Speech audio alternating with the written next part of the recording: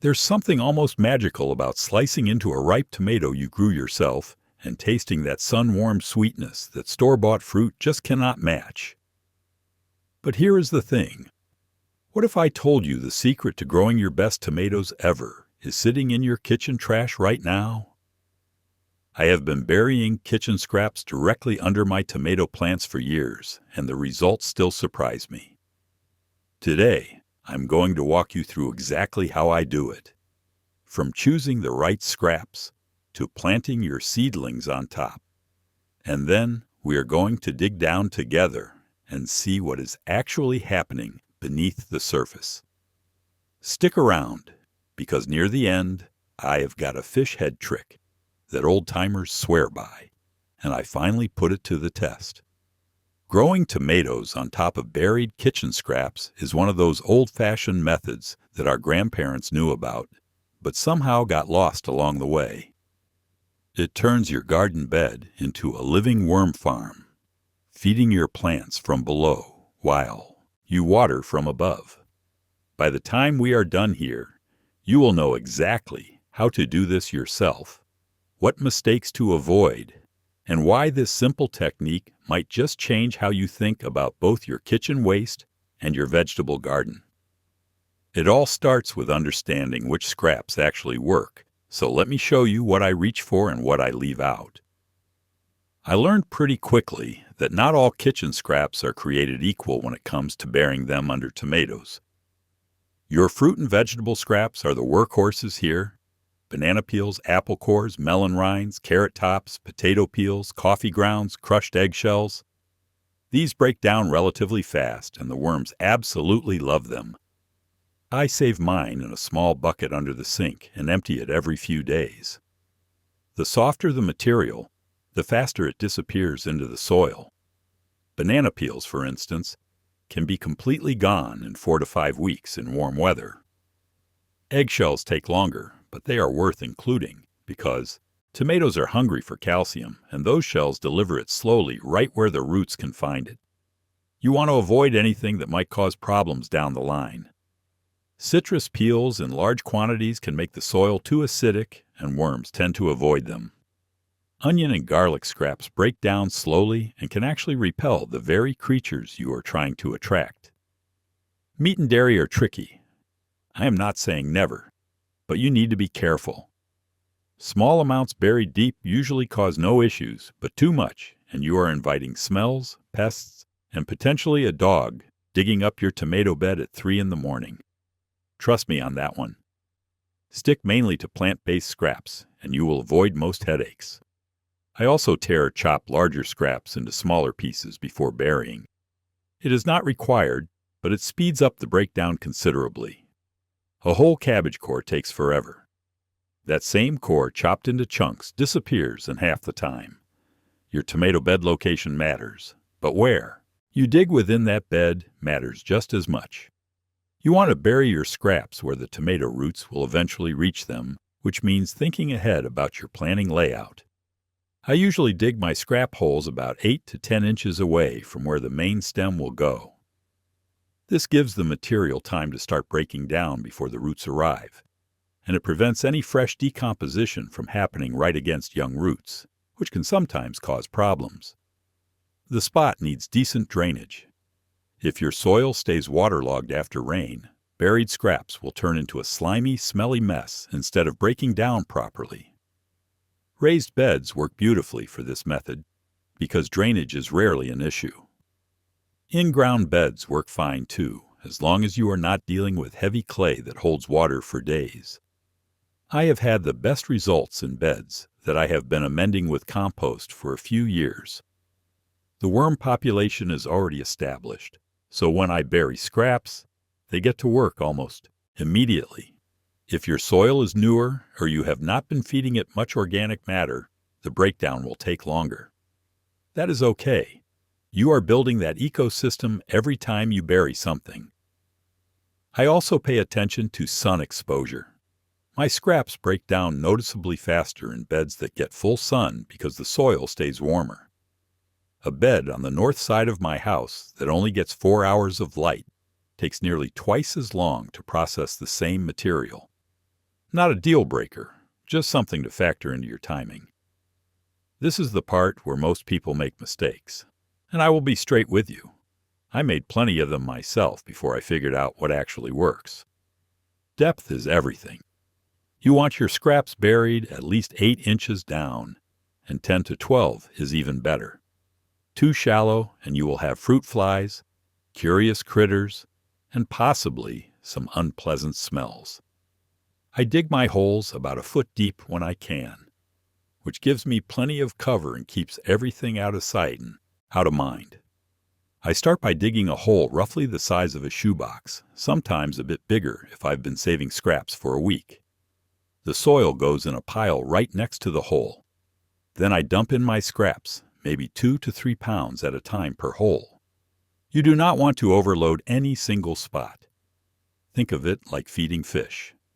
A little bit in several places works better than dumping everything in one corner. After the scraps go in, I cover them back up with all that soil I removed and press it down gently with my foot. The surface should look basically undisturbed when you are done. Timing matters here too. I like to bury my scraps at least 2 to 3 weeks before I transplant my tomato seedlings into that bed. This gives the decomposition process a head start so the scraps are already partially broken down when those roots start exploring. If you are in a hurry, you can plant sooner. Just keep your burial spot offset from your transplant hole by that 8 to 10 inches mentioned earlier. If you are enjoying this and want to go deeper, I send out a free weekly gardening guide that covers exactly this kind of thing in way more detail than I can fit in a video. Soil building, timing your plantings, getting bigger harvests from smaller spaces. Link is in the description. All right, let us keep moving. You have got your scraps buried. You have given them a couple weeks to start breaking down. Now it is time to get your tomatoes in the ground. I plant my seedlings in a hole right next to where I buried the scraps, offsetting by about 8 to 10 inches. Some folks plant directly on top, but I have found that slight offset works better.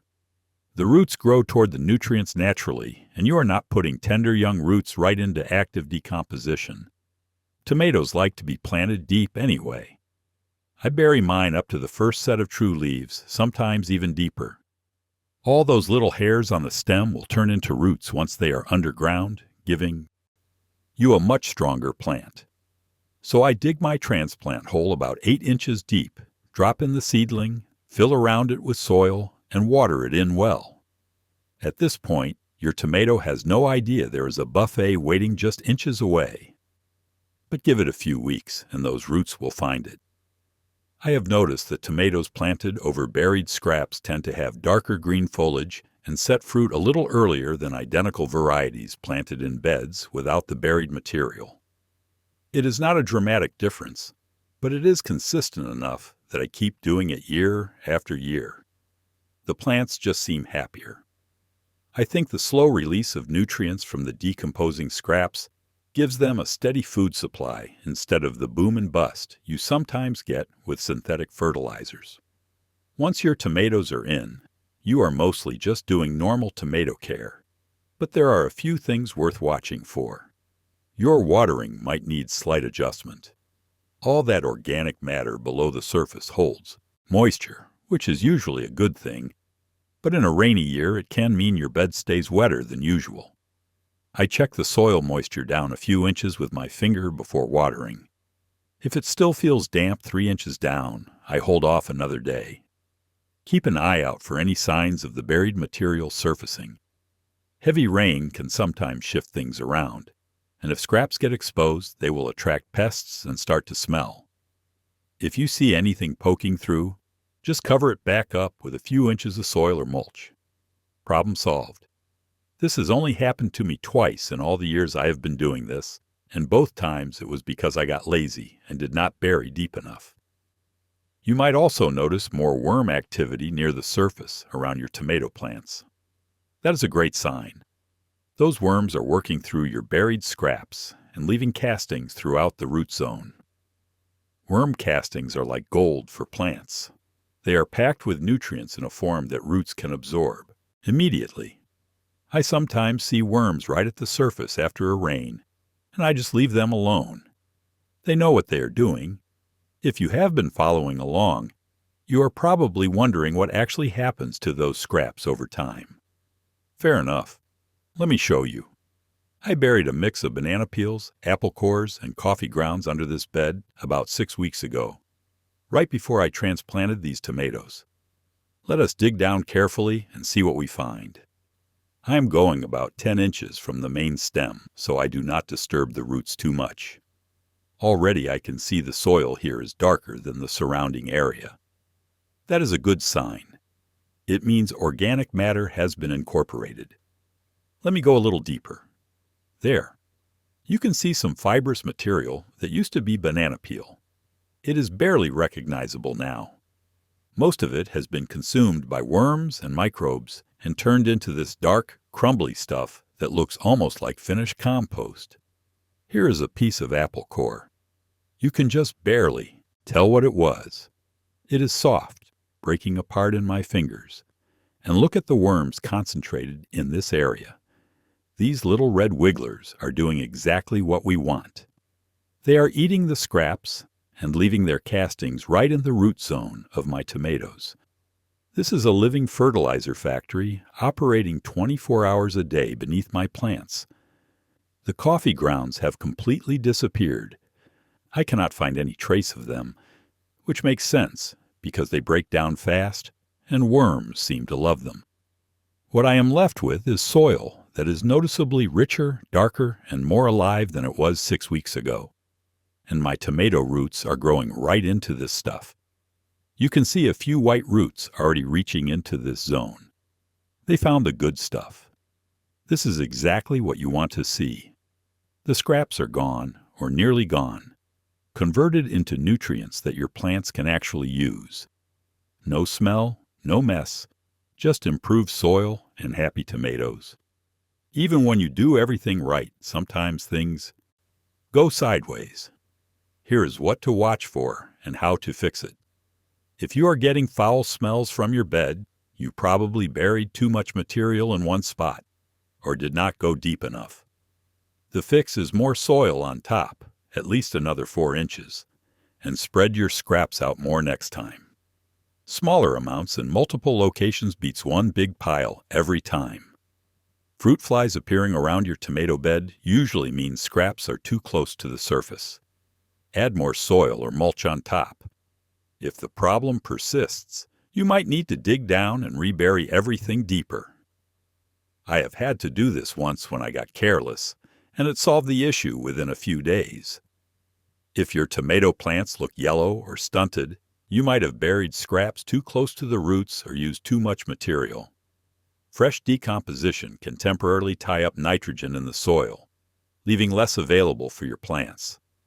Side dress with some balanced fertilizer or compost to get them through the hungry period.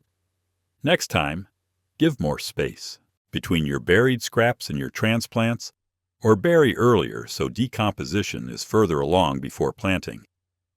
Animals digging in your bed means you either did not bury deep enough or you included too much meat or dairy.